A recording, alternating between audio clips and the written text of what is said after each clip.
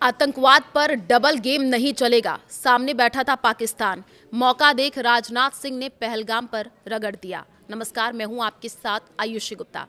देखिए, एससीओ रक्षा मंत्रियों की बैठक में भारत ने पहलगाम अटैक का जिक्र कर आतंकवाद का मुद्दा उठाया।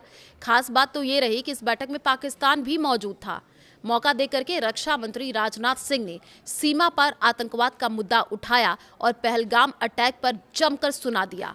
राजनाथ सिंह ने पाकिस्तान का नाम लिए बगैर साफ साफ कहा कि भारत का आतंकवाद पर जीरो टॉलरेंस पॉलिसी है। एससीओ बैठक में पाकिस्तान के सामने भारत ने सख्त संदेश दिया कि आतंकवाद पर जीरो टॉलरेंस है। इतना ही नहीं, ये भी कहा कि आतंकवाद पर डबल स्टैंडर्ड वाला गेम नहीं चलेगा। आतंकवाद पर दोहरे मानदंडों के लिए कोई जगह नहीं है। रक्षा मंत्री राजनाथ सिंह ने एससीओ रक्षा मंत्रियों की बैठक में पाकिस्तान के सामने साफ कहा कि आज दुनिया उग्रवाद, कट्टरपंथ और आतंकवाद जैसी बड़ी चुनौती का सामना कर रही है। ये उभरती वैश्विक व्यवस्था के लिए सबसे बड़ा खतरा है। उन्होंने पहलगाम आतंकी हमले का जिक्र करते हुए कहा कि इस घटना ने पूरी मानवता को झकझोर दिया। भारत ने ऑपरेशन सिंदूर के जरिए ये दिखाया है कि आतंकवाद के ठिकानों को अब बख्शा नहीं जाएगा। रक्षा मंत्री राजनाथ सिंह ने दोहराया कि आतंकवाद के खिलाफ भारत की नीति जीरो टॉलरेंस है और एससीओ जैसे मंच पर भी यही संदेश दिया गया है। उन्होंने कहा कि आतंकवाद का कोई धर्म या राष्ट्रीयता नहीं होती और इससे लड़ने के लिए सभी देशों को एकजुट होकर के लगातार कार्रवाई करनी होगी। उन्होंने आगे कहा कि हम उग्रवाद, कट्टरपंथ और आतंकवाद के रूप में एक बढ़ती चुनौती का भी सामना कर रहे हैं। आतंकवाद उभरती वैश्विक व्यवस्था के लिए सबसे गंभीर खतरा बन गया है और इसी पृष्ठभूमि में हमारे साझा मूल्यों के आधार पर एससीओ एक संगठन के रूप में उभरा।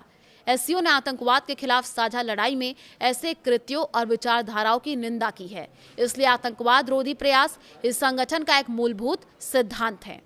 राजनाथ सिंह के संबोधन की खास बातें क्या रही वो मैं आपको बताने जा रही हूँ। देखिए, कुछ दिन पहले क्या हुआ था कि 22 अप्रैल को हमने पहलगाम में हुए जघन्य आतंकी हमलों के पीड़ितों को याद किया। ये कहा गया उनकी तरफ से पहलगाम में हुई इस हिंसा ने पूरी मानवता को झकझोर करके रख दिया।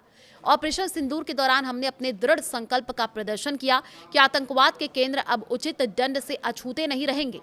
पिछले वर्ष तियाजिन घोषणा ने आतंकवाद के खिलाफ हमारे दृढ़ और सामूहिक रुख को स्पष्ट किया।